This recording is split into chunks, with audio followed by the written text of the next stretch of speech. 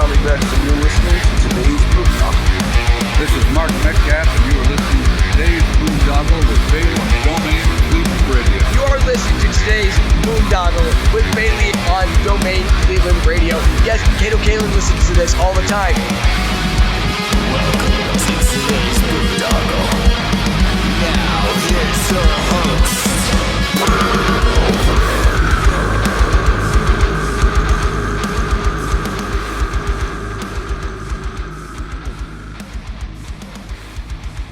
Incarceration, America's rock, metal, and tattoo festival with Slipknot. Falling in Reverse. Five Finger Death Punch.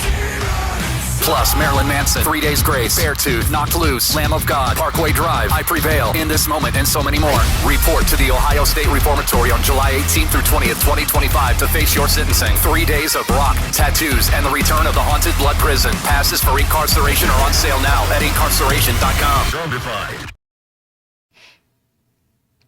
What's going on, everybody? It's Bill Bailey with today's Boondoggle, and excited for the conversation I'm about to have with, so many questions, so many answers I'm sure he has, so many stories. Talking with author and filmmaker Stephen Blush. How you doing? I'm doing terrific, Bill. How you guys doing? How's Cleveland? Good. We actually got some good weather today, but, wait 5 minutes and I'm sure it'll change, Yeah, I hear you. Where are you at right now? I'm in New York. I'm in New York State. Oh, okay. I'm about an hour north of the city. I lived in the city for 25, 30 years and moved my family up to the country and loving it up here. Oh, I bet. Yeah, I've, visited quite a few times in the past. And like I said, I love visiting, but, I couldn't imagine living there in the city. I'm more of a country guy myself these days, I feel like I live too close to Cleveland right now. I'm looking to get further out. Yeah, no, I get it. Do you hear an echo on my voice? Or are we okay? You sound good on my end. Okay. If I sound good on your end, that's fine. Awesome. Well, yeah, usually when I have people on for the first time, I like to get a quick background. So do you remember what you originally wanted to be when you grew up? I got to say, the first time I heard music when I was 12 years old, listening to Casey Kasem American Top 40, I knew this was sort of my path. And when I was 18 years old, I knew that this is what I wanted to do. So here I am as an old man, keep doing it. So loving my life, I got to say, loving life. So, yeah, and you mentioned like Casey Kasem. I remember listening to him myself, but what were some of the early influences that kind of drew you into the music? Well, I grew up on Top 40 radio like everybody else, and then I heard the first underground music actually I heard growing up around New York City was disco. And it was not like the Bee Gees, it was more like a black and Puerto Rican kind of thing. And I listened to that, and then I went on an exchange program in high school to England, caught the tail end of the punk rock thing, and then it was off. Then I was just off on this thing, and I went to college in Washington D.C. Thought I was going to work in politics. Thought I was going to be a lawyer. Good thing I went there to realize it was not what I wanted to do. But I did fall in with this hardcore punk scene of Bad Brains and Minor Threat, and I became the kid promoter in town. Brought Dead Kennedys and Black Flag and Circle Jerks and all these bands to town, and half of them crashed on my couch. So it was a real trial by fire kind of life, and I was never the same. Yeah, I was reading that and I was like, wow, I got some parallels to here with the whole Cleveland promotion scene that I was doing. I've actually had some New York hardcore guys stay on my couch back in the day, But so you went out there originally like you were gonna get into politics. Obviously, you knew that wasn't where you had a soul, and realized that was something that wasn't going to be your calling. Your soul was called to you know, how was it like that you first connected with like the hardcore scene there and like the Bad Brains and all that? I was on my college radio station, and I was the first person to have these people on the air. And for the most part, I know Minor Threat. The first time they were ever on the radio was on my show, and it was just time and place. You know, I was just there at the right time. I feel blessed about that. And it was a very small scene, a very intimate scene, and it grew during the time I was there. And I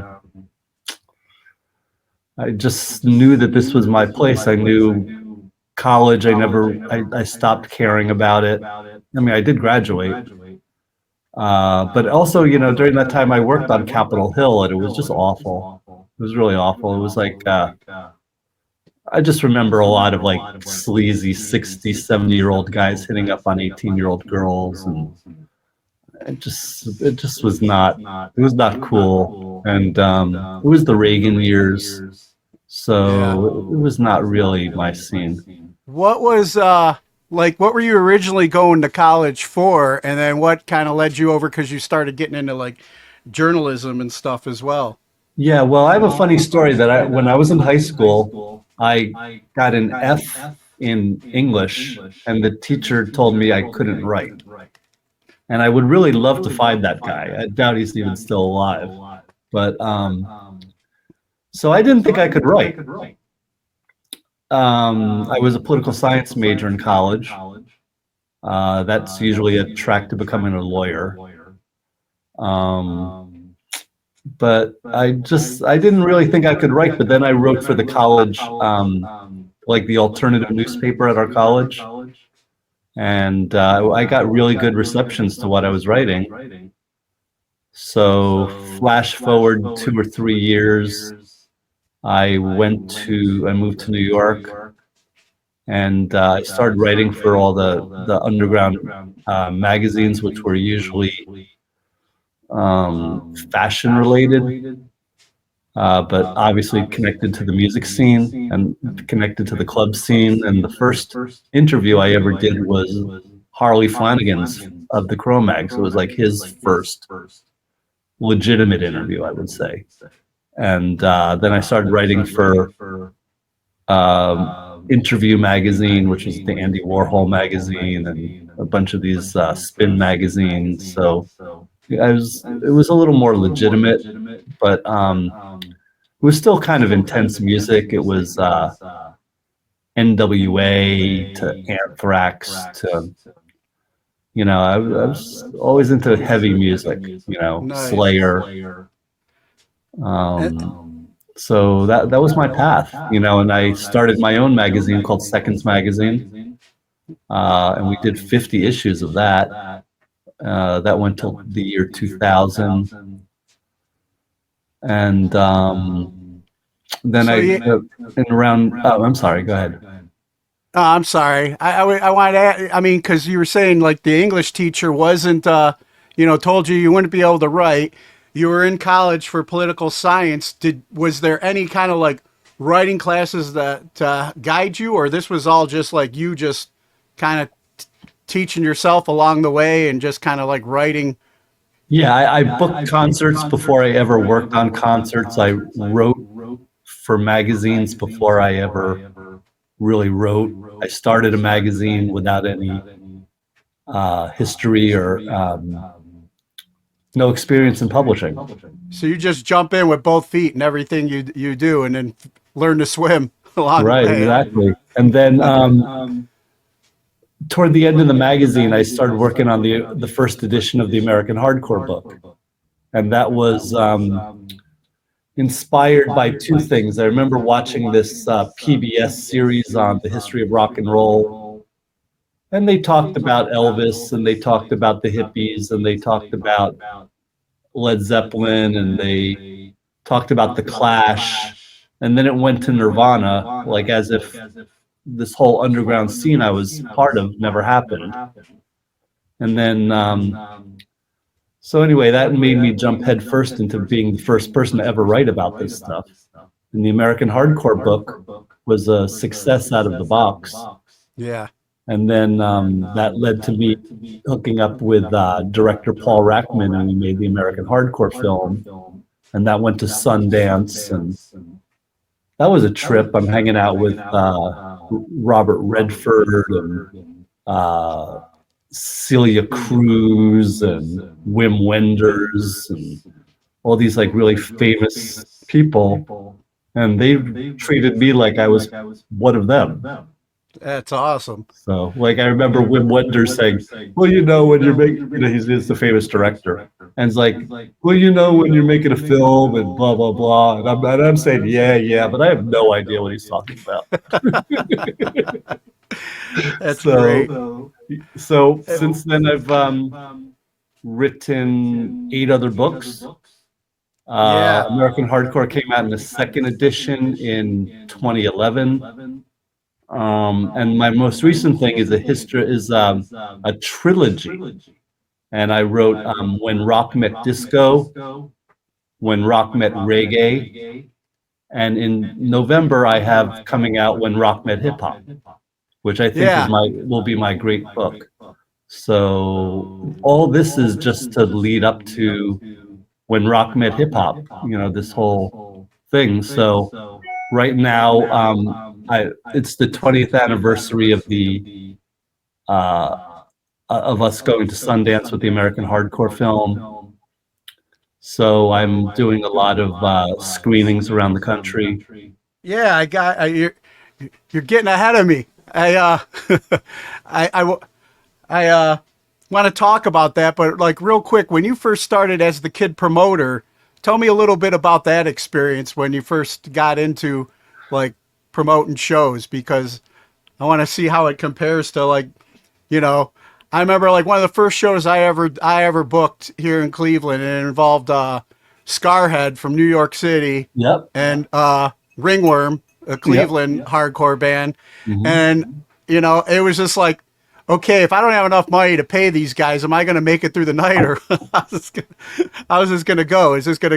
Luckily it was successful, but like you said, jumping in with both feet, and doing it. How was your experience, like first promoting shows? Well, the first show I did was the Dead Kennedys, so I was kind of lucky that they were a successful group, so I was able to pay the bills. I was always able to cover I always had a lot of local bands on my bills that were popular, so I knew I was going to cover. And that wasn't always the case, but I somehow figured out how to cover the costs. And how long did you do, promotions before you got in? I mean, was this like a parallel timeline with your like writing and promoting? Well, there's 2 parts to it. When in Washington D.C., when I'm booking all these shows, it's like my last 3 years of college. And then I moved to New York pretty much right thereafter, and I became like a hip club DJ. And because of that, I was able to book shows. So I booked I booked White Zombie's first show, for instance. Nice. And there was a lot of like underground bands in that regard. So I did that. What was that like? Early White Zombie working with Rob? Would you expect him to go on and do all the things that? Absolutely not. I think they would draw like about 6 people a night. And I probably saw them about a dozen times during that first. I can't remember the names of the records now, but Psycho Head Blowout was one of the records, and there was a bunch of these albums that they made that there was just nobody coming to the show. But what I do remember about White Zombie is that I happened to be in LA right as they moved to LA, and you could tell that they were going to be huge. It was like they were like exotic animals that LA had never seen. LA was still like in the Guns N' Roses phase, and here comes these guys covered in tattoos and with this electronic metal sound. So when Rob went solo, it was not surprising, but even still, for him to be as big as he is, both as a filmmaker and as a musician is was surprising to say the least, and outstanding, really. Yeah, that's great. And then so then you worked in New York promoting for a little bit. When did like writing become like the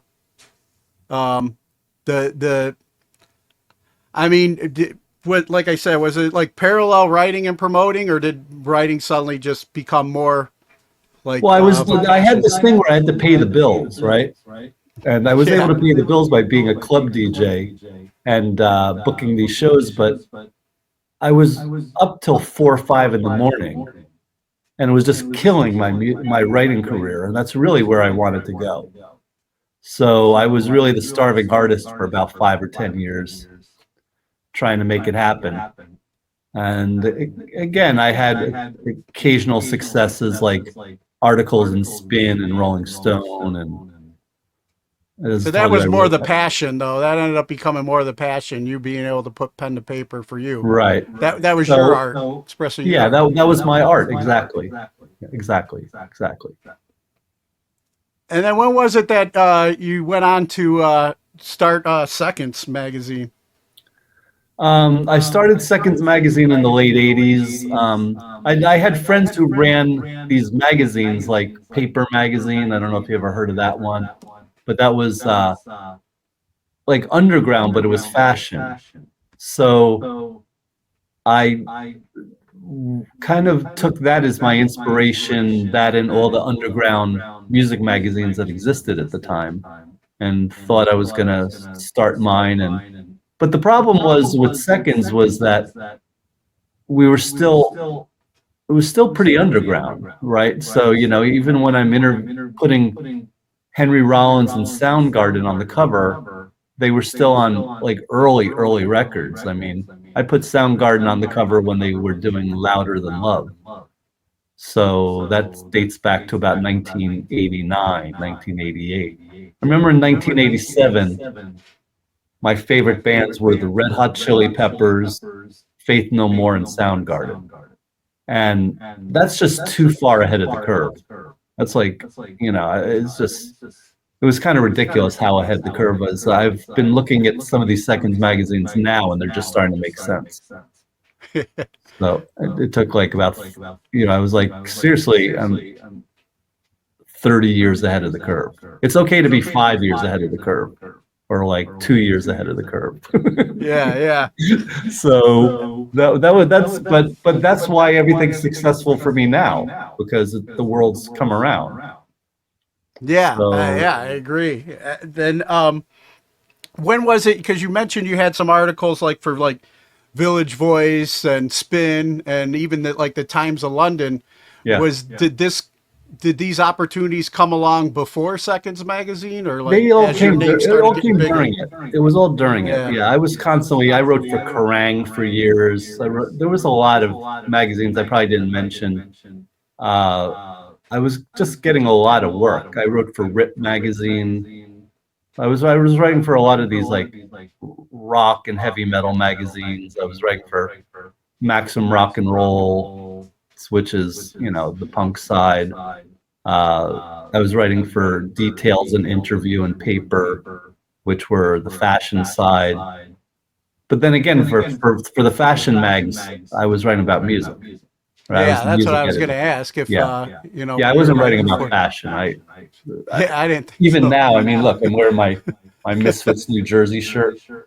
Yeah. Nice. Yeah, so I mean, that's about as far as my fashion goes. So, but I'm curious about, like, you know, like how bands, you know, like you said, like, you know, White Zombie was only drawing like 6 people, and then they had to try and whatever to get discovered and blow up and be put on a bigger stage. What is it like for writers, you know, to get discovered? And what do you think was your big article that kind of brought you into, you know, being like honestly, I think it wasn't well, I mean, I wrote like the first grindcore article for Spin, and I did Ministry's first breakout article in Spin, things like that. But my breakout is the American Hardcore book. Okay. Yeah, 2001. 9/11 was in 2001, and I got my first copy of the book on 9/12. And I thought for sure the world was going to end, and this book was all in vain. But I went on like how Henry Rollins used that word, get in the van.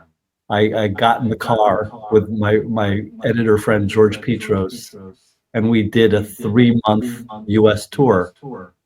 Went as far as Florida to Seattle, down to San Diego, up to Boston, everywhere in between. And when I came back, I was on MTV. The book was sold out, and it just went from there. And then, So that was like a book promotion tour that you guys kind of put together yourself?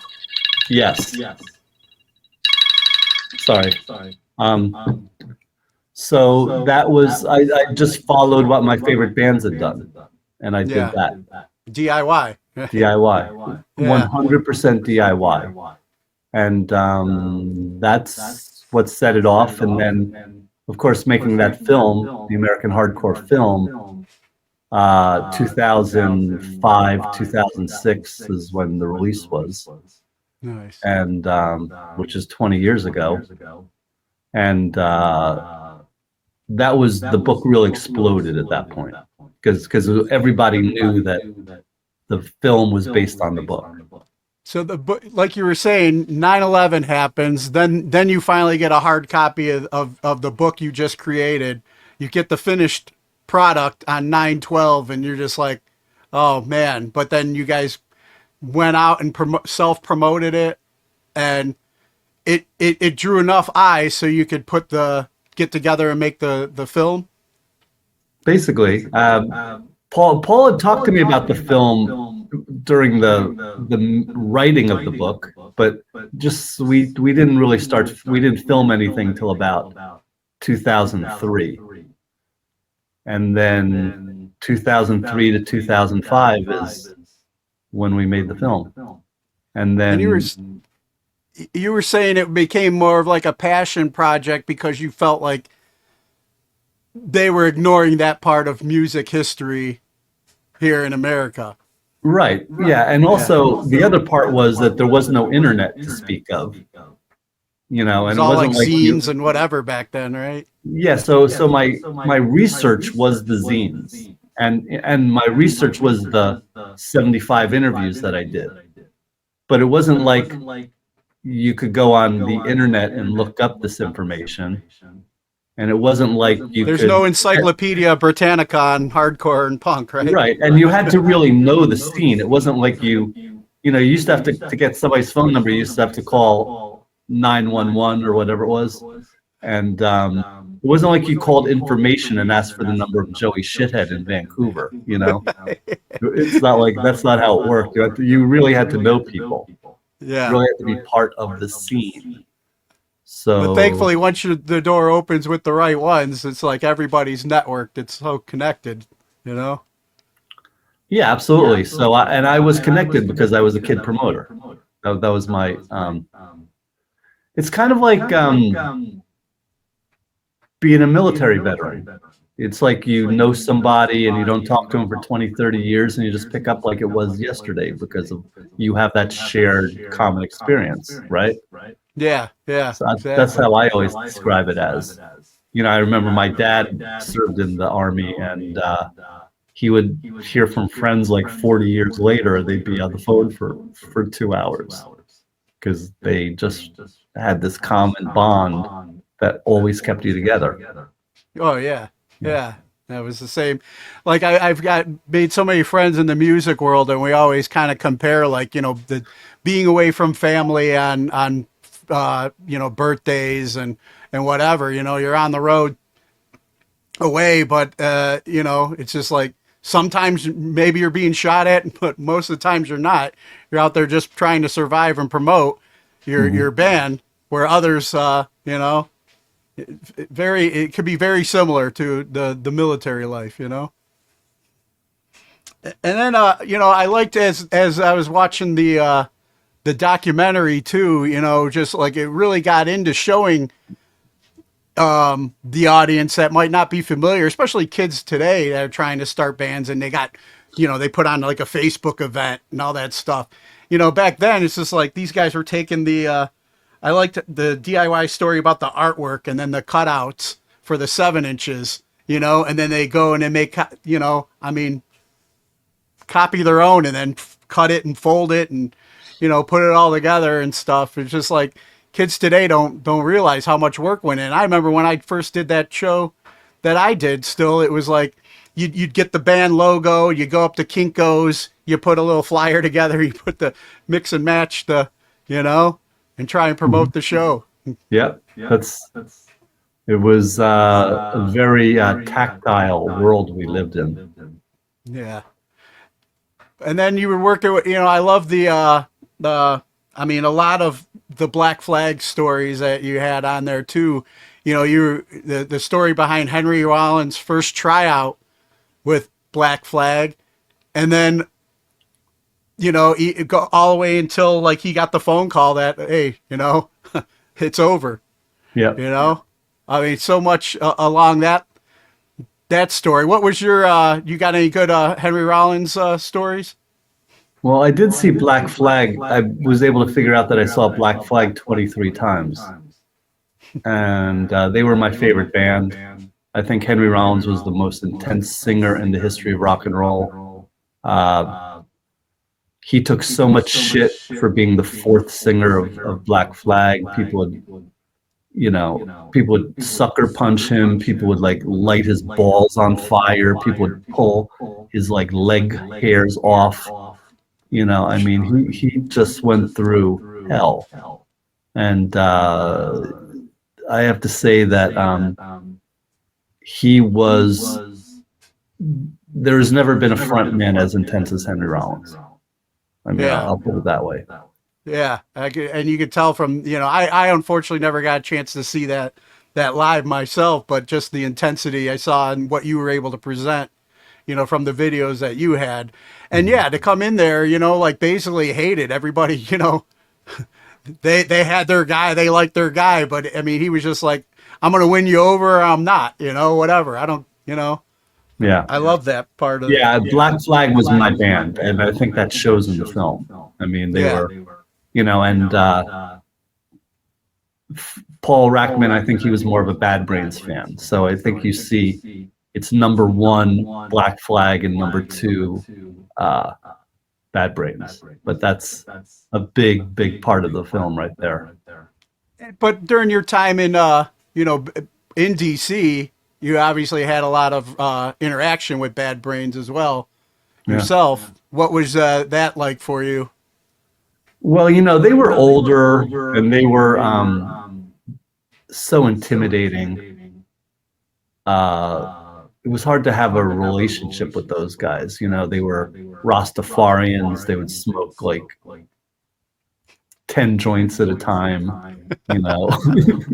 so it was hard for me to really hang out with them, but I booked them and I was around them and I was influenced by them like so many people.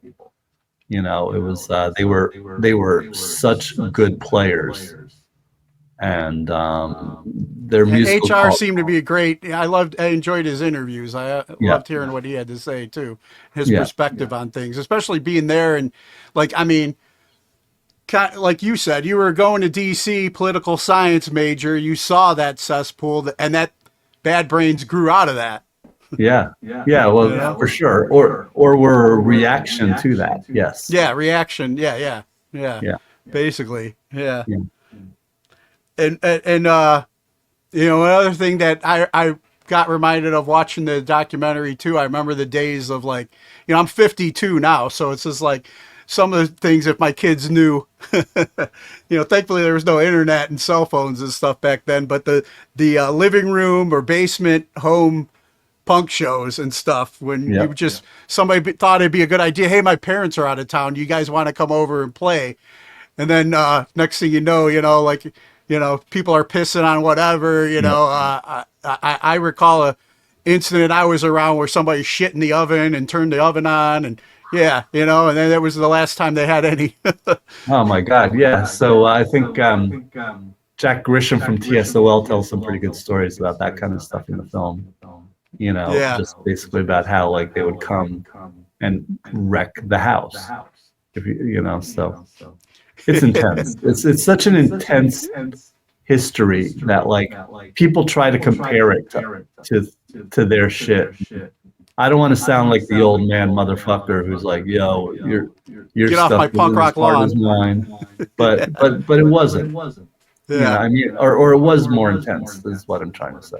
It was more intense. It was the first time around with anything is always going to be more intense. So I have just I think the one thing I come away from the American hardcore experience is that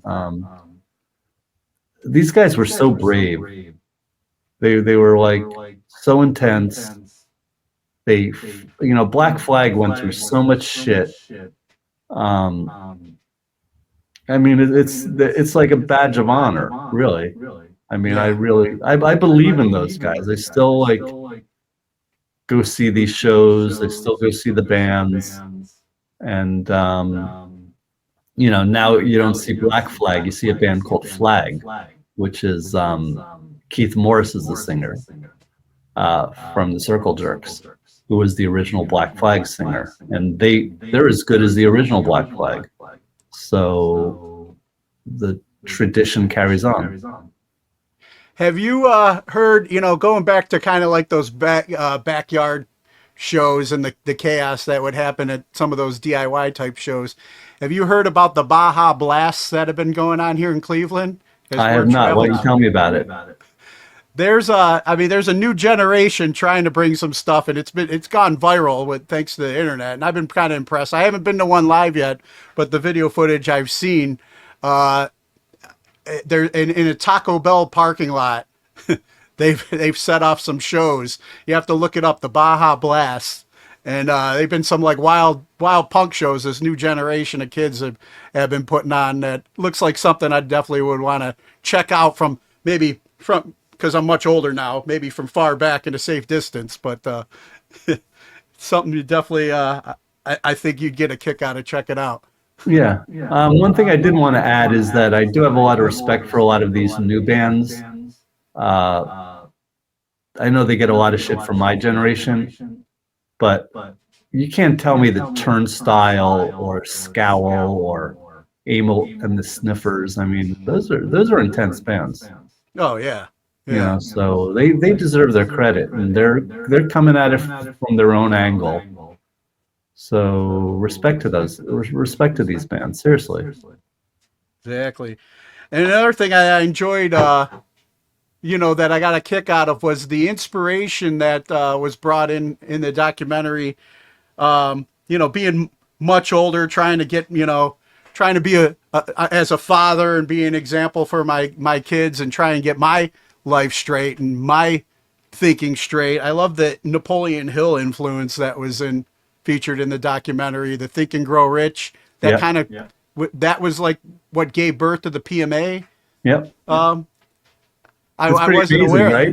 Yeah, it's pretty. Yeah, Think and Grow Rich is really the start of the PMA movement, which is just makes it so much more real. Yeah. Right. It's just it's very real.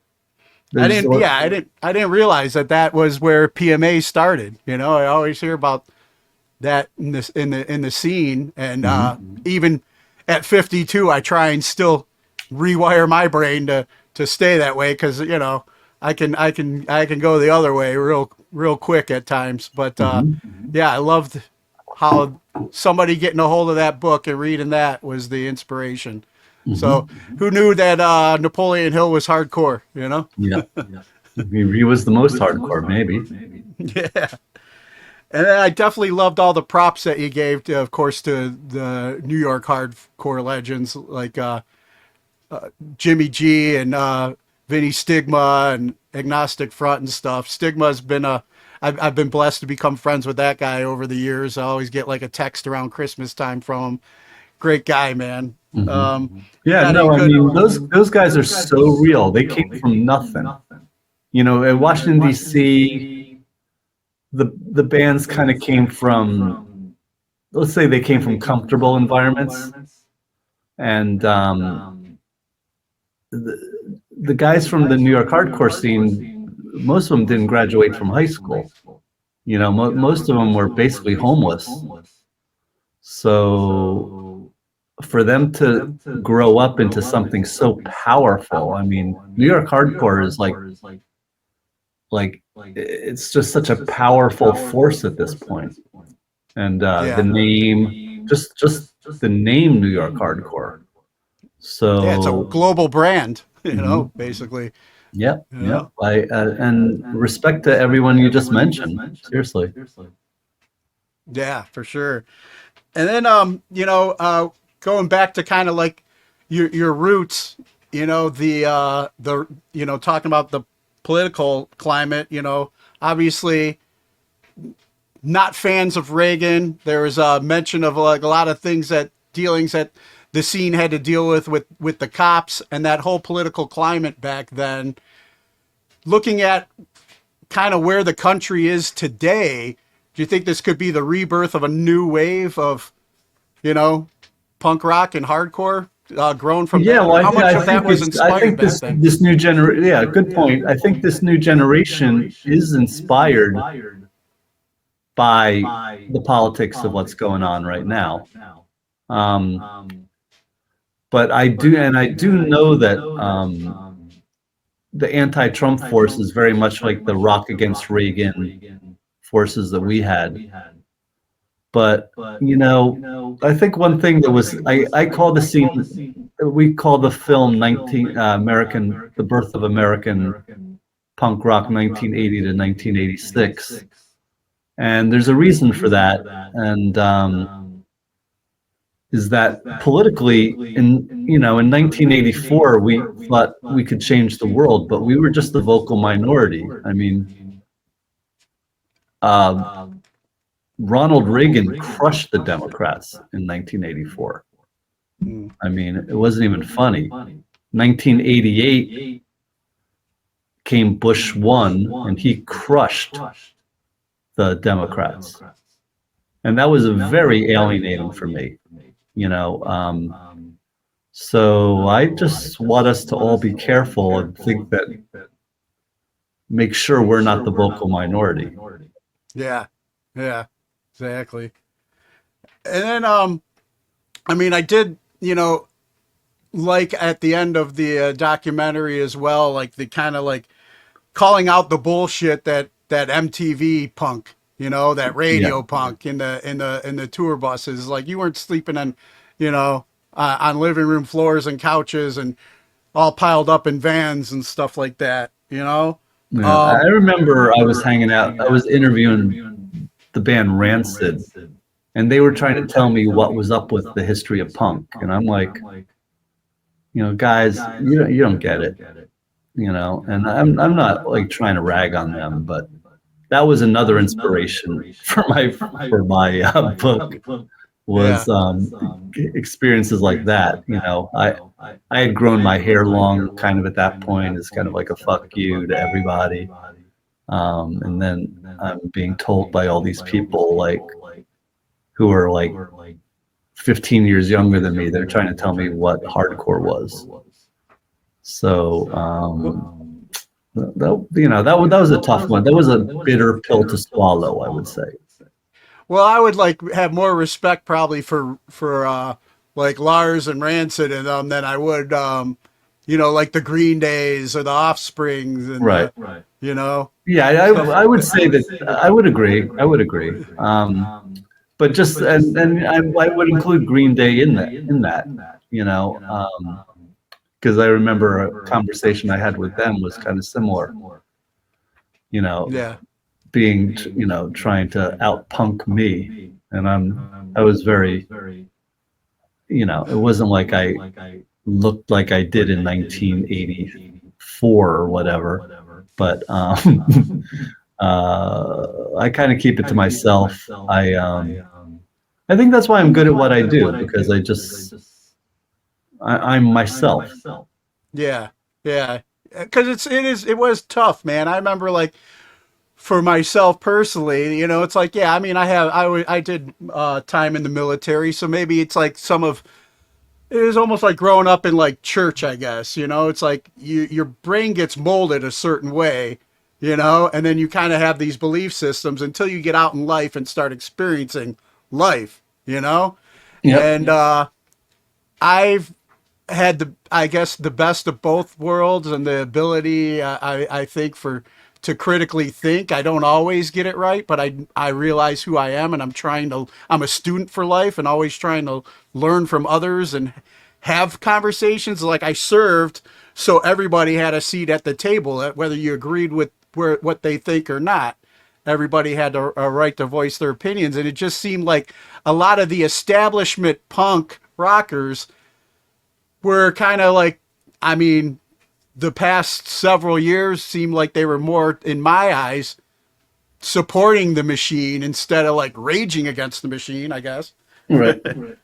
And it's the underground DIY that's got to come out and say no, Mm-hmm. Yeah, no, I get you, and hardcore was kind of like an army itself, right? Yeah. So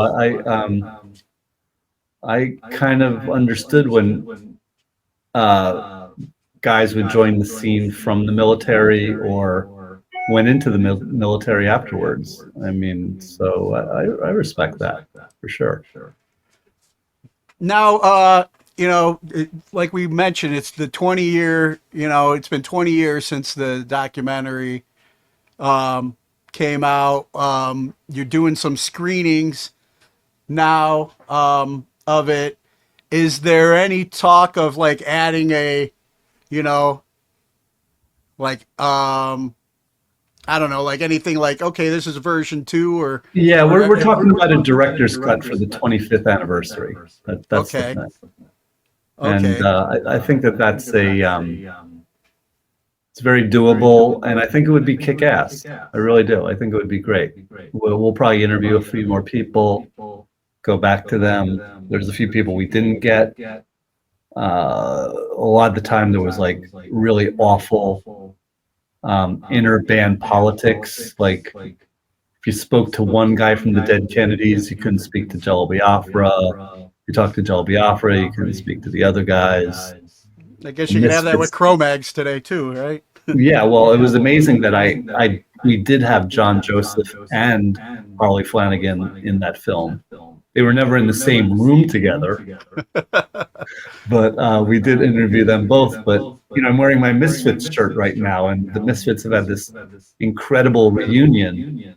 But if you spoke to Jerry Only, you couldn't get Glenn Danzig. If you spoke to Glenn Danzig, you couldn't get Jerry and Doyle. Yeah. So hopefully enough time has passed that we could overcome some of that for the 25th anniversary director's cut. Yeah. Yeah, definitely. And then we mentioned some of the other writing that you've done. What was your experience like? I mean, and I want to get to your trilogy that you're about to complete, but I don't want to like leave out the American hair metal book. Oh. So I did American hardcore, right? Yeah. And then my typical thing is to see like what I could do to piss everybody off. So I was never involved in the hair metal scene per se, but when I moved to New York, I was going to a lot of those shows because it was where all the hot girls were. And I wasn't so stoic anymore about politically changing the world. I was more about like getting laid. I don't know. And so I made this decision that after American hardcore, I would do American hair metal. And I burned some bridges, but it's a great book. It's now in its second edition. Just came out a few months ago. It's doing great. As opposed to the hardcore book that sold to people really into the scene and very serious about the scene. I think I sold most of my copies of American Hair Metal. I think I sold it mainly to secretaries. You know, I think that was pretty much it. But and also when I started on the American Hair Metal book, I tried to do serious interviews like I had done in the American Hardcore book, and it just wasn't working. You know, you talk to Don Dokken or one of these guys, and they were like embarrassed about what they had done. Right? So, and I wasn't embarrassed by him. I thought, if you listen to some of that music, I mean, it's pretty cool. If you listen to, there's Hair Nation on Sirius XM, and it's as good as Ozzy's Boneyard. You know, I mean, they're both good, right? So I don't understand what these guys were embarrassed about. I mean, they were very popular. They were, you know, they all tried to change their look in the 90s. Like when Pearl Jam and Nirvana came out, they all tried to change their game. And I didn't really respect that. So I wrote a book that was... It's like Metallica cutting their hair and stuff, you know? Right. So the book is all based on interviews and writing of things that they said in the 80s. So it's kind of a tongue-in-cheek book in some ways, but when they wanted to be outrageous rock stars, and now they're like older and like, oh no, did I say that? Yeah. They all say the most ridiculous things in the 80s especially because they were all like drunk on not power, but they were drunk on their success, and they were probably doing a lot of cocaine and you know, had real delusions of grandeur, as they would say. So I thought that was a much more interesting way to do the book. But I would advise anybody who's a fan of music to get that book. I mean, it's a really fun book. And the new one, the second edition, has some additional information and some new interviews. And they're probably afraid today of cancel culture coming around and biting them in the ass or whatever. No, I'm sure they are. Yeah. So they well, it's not like the wife and kids like it. Let's put it that way. Dad, you what? Yeah. And the new book is called American Hair Metal Can't Get Enough, which was a Winger song. So it's just fun. It's just a fun book, and it's in its second edition. And I forgot to say that for the American Hardcore books came out, as I said, the 2001 was the first edition, 2011 was the second edition, and next year is a 25th anniversary third edition.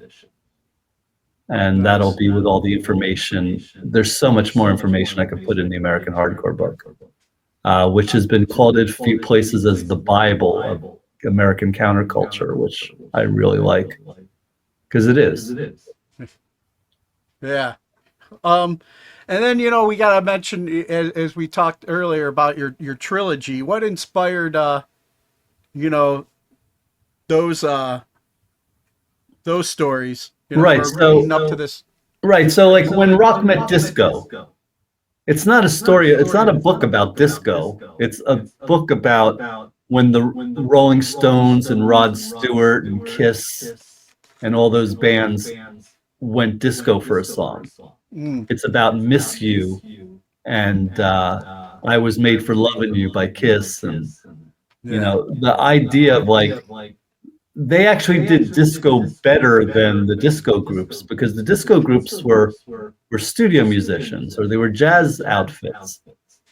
These were like hard bands that toured constantly, so they were tight, and they were, you know, so that was what inspired the When Rock Met Disco, and that in itself led to a trilogy where I wrote When Rock Met Reggae, which is kind of the story of how the Clash and Blondie and the Police and all those kind of bands had their side that was rock and reggae. So it's and reggae was very much a British thing, in terms of how it broke. Like Bob Marley really broke in England. So there's so many bands that were English, British, especially that crossed rock and reggae. So, and then after I did the second book, I realized the story was obvious to write when rock met hip hop, because Walk This Way by Run DMC and Aerosmith, Bring the Noise with Public Enemy and Anthrax, the whole story of the Beastie Boys, and so many more that leading up to House of Pain and Cypress Hill and Rage Against the Machine, and kind of ending with the story of nu metal, which was rock and reggae together too. So that book comes out in November. That's my big push. I actually think it's the best book I ever did. Yeah. I think the series are the best books I've ever written, just probably because they're the most recent and my writing's getting really good. The American Hardcore book, the first edition, took me almost 7 years to write. I rewrote it 3 times. But now I'm able to crank out like a book every year. So I'm going to keep doing it. The 3rd edition of American Hardcore that comes out next year will be my 10th book. So I'm an accomplished writer now, and I'm an accomplished author now. So something I'm really proud of. Yeah, that's awesome. For shove that in your old English teacher's face, right? Big time. And then, as I was reading through your bio, I have to ask, because this one caught my eye. Tell me about Bustin' Balls. Okay. So Bustin' Balls is the story of something called World Team Tennis. World Team Tennis, I think we all know the story of when Billie Jean King beat Bobby Riggs in the Battle of the Sexes. That was turned into a movie called The Battle of the Sexes. So after that, Billie Jean decided to form a league, which was men and women on the same court. And they were making the same money, and they were getting the same, they would be on the court at the same time. The main match would be mixed doubles. So, and it was like a team sport. There was a team called the Cleveland Nets that was around for 4 years. And the original league lasted for 4 years. And what inspired me to write the book was I saw Billie Jean King on TV, and it was on something called the MSG Network, Madison Square Garden. It was a team called the New York Sets. There was the New York Jets and the New York Mets, so they became the New York Sets. And Billie Jean was on the air showing some of this footage. In other words, she was talking about the footage while they played it. And never did she speak about tennis. She spoke about gender equality. She spoke about, things like that. But never did she speak about tennis itself. So that really sent me on this search, and I realized there was nothing written on this. It was really obscure, even though it was the Cleveland Plains Dealer had a writer who would cover it, the New York Times, the Boston Globe, the LA Times. There was all had devoted major attention to this, and there was big names in this sport: Martina Navratilova, Chris Everett, and men like Bjorn Borg. Bjorn Borg played for the Cleveland Nets. Imagine Bjorn Borg in Cleveland in 1976. You know, think about Cleveland in the 70s. Yeah. And then think about like this suave, Swedish, beautiful man coming to play there. You know, so the league was a critical success and a financial disaster, which of course was another thing that interested me. Like, what a failure this big idea was. But so that's the only sports book I've written. My interests in life are pretty limited. Although I shouldn't say that. There's three things that interest me, and that's music, sports, and politics. And that book kind of the Bustin' Balls book, which I call it Bustin' Balls because Billie Jean King was the biggest ball buster you'll ever meet, and I've gotten to know her fairly well because of this book. Nice.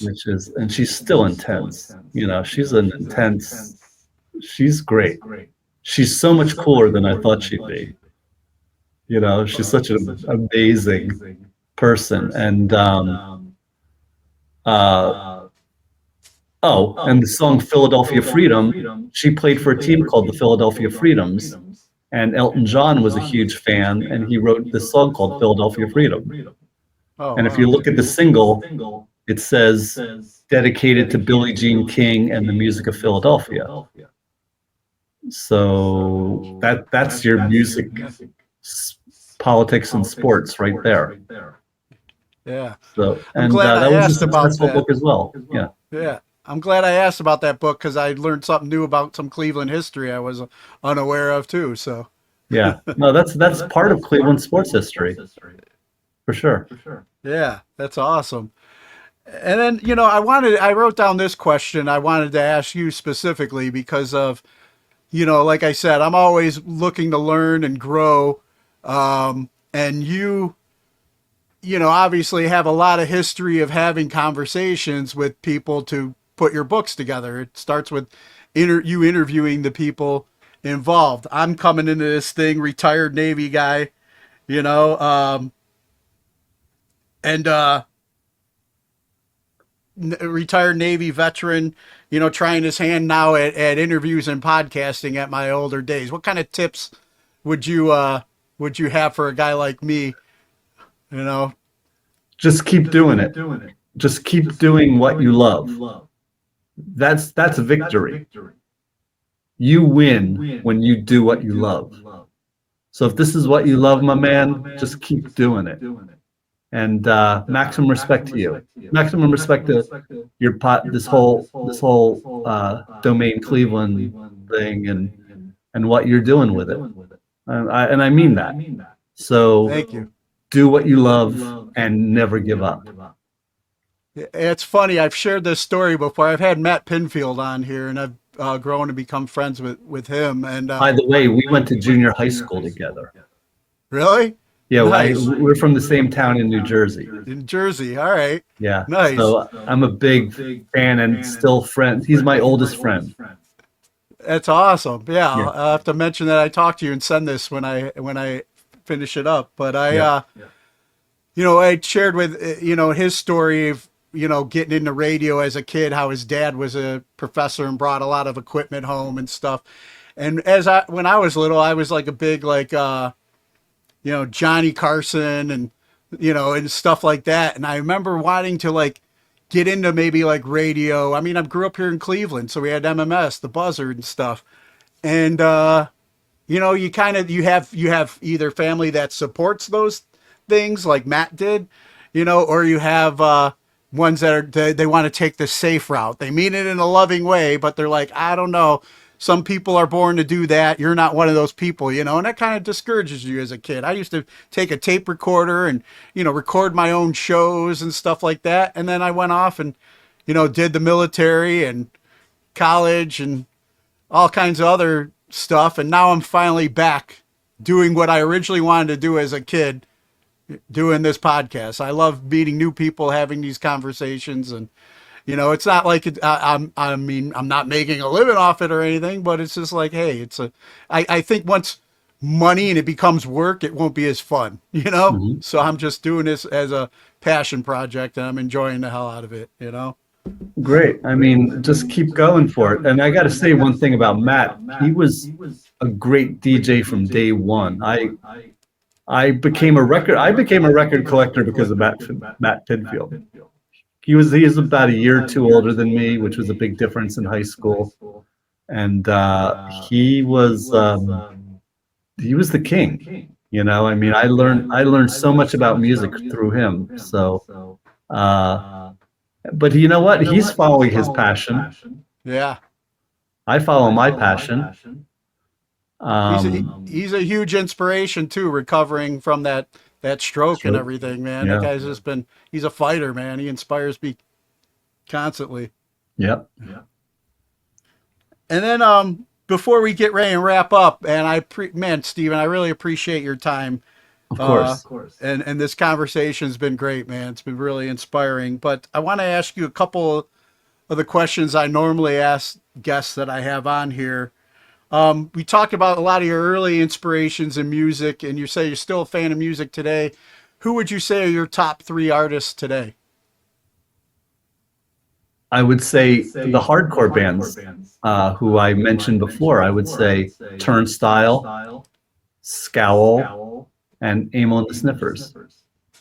Nice. I would say those are my favorite bands because they're the most intense bands out there today. And then what class do you feel should be mandatory before graduating high school today? Music. You know, music and politics. If you could give a class about music and politics and talk about all the musicians who've brought a political edge and have spoken their mind, I think that would be very inspirational for people. And I like that idea for sure. And then who are 3 people who've inspired you and you could credit for making you the person you are today? Wow. I'll give Matt credit for that. I'll include my father and Joe Strummer of The Clash. Nice. And then any organizations or causes that you support and encourage others to check out? Not really, because you follow your own vision. You know, I'm not here to tell you what to think. You know, because everybody has their own views. Yeah. And then going back to early childhood, favorite toy as a child? I don't know. I wasn't really much about toys. I wish I could give you a great answer, but maybe my baseball cards. I was a baseball card collector, so I've just found my collection. It's in my pile of boxes somewhere in this crowded room. Nice. Maybe you got some money sitting there. I might. And then any message that you have for our military members that are currently serving overseas? Keep fighting the good fight. We're thinking of you. We think about Memorial Day. We think about Veterans Day. And maximum respect to all of you. Seriously. Awesome. Man, Steven, I really appreciate your time, man. It was great talking with you and going down memory lane. I'm looking forward to the 25th anniversary of American Hardcore and everything else that you're working on. And yeah, man, it was great talking with you. I really appreciate it. Yeah, it was really great, Bill. I really appreciate it. And respect to you and hello, Cleveland. Awesome. And then real quick before I let you go, you mind doing me one last favor? Just cutting a promo ID for the show. Just introduce yourself and you're listening to today's Boondoggle. Yeah. Hey, this is author filmmaker Stephen Blush, and you are listening to today's. Let me try that again. Hello, everyone. This is Stephen Blush, author, filmmaker, and you are watching Boondoggle Cleveland. Awesome. Steven, thank you so much, man. I appreciate your time. It was great talking with you. Yeah, same here. Maximum Take care. respect. Seriously. 2 thumbs up.